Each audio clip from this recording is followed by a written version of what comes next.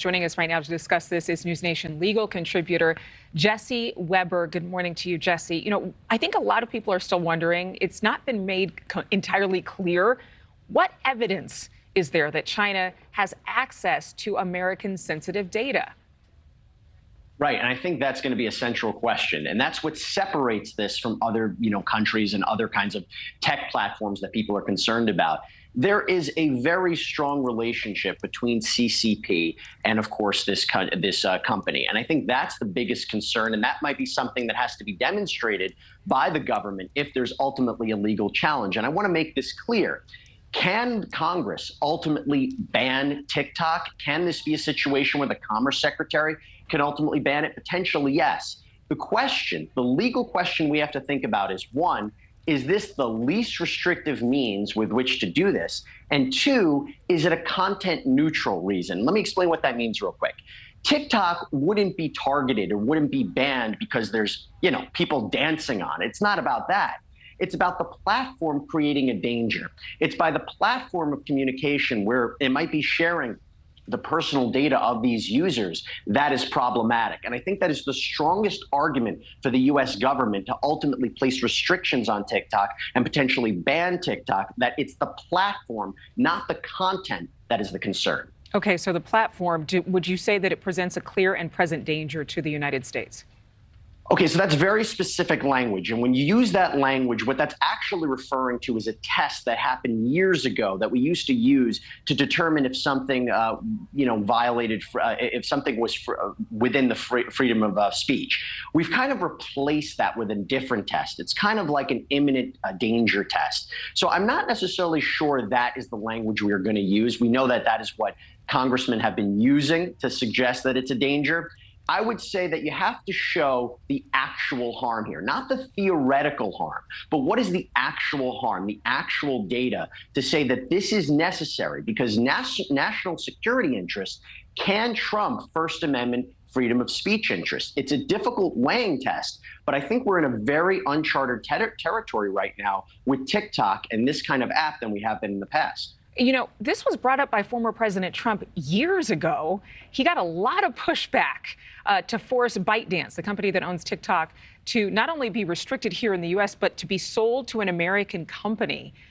People thought he was crazy. So now there's this bipartisan agreement that this is dangerous. Could they actually enact that same move to try to get ByteDance to sell to a U.S. company? Oh, it's certainly possible. The only difference that we saw with the Trump administration is that was unilateral action, right? So here we are seeing multiple legislative attempts, whether it's giving President Biden more authority or power, giving the Commerce Secretary more authority and power, having Congress back that. That is why this has more teeth than what Trump was doing back in the day. I think the goals are the same. I think we all understand the potential dangers of TikTok. Now, what one option could be, and I want to say this real quick, is maybe it's not an outright ban of TikTok. Maybe it's having TikTok put certain guarantees in place and certain safeguards that the CCP will in no way be connected to this app. Now, how do they ensure that? How do we believe that? That becomes a separate question, but that could be a potential solution and maybe a lesser restrictive means than ultimately doing an outright ban of the app.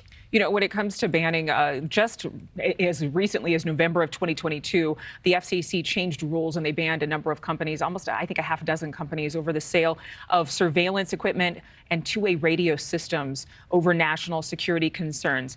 But the other side of this coin is that there are a lot of Americans whose whole livelihood rests on this app.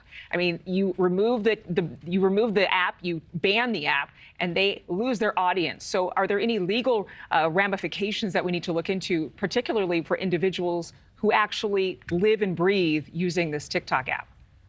Oh, we have to be very clear, right? When we talk about freedom of speech, this is very clearly that. I mean, you have 100 million users in the United States that are using this platform to communicate and express themselves. You can't say that it's not implicating the First Amendment. The only argument I would say that against that is that there are other platforms that someone could use.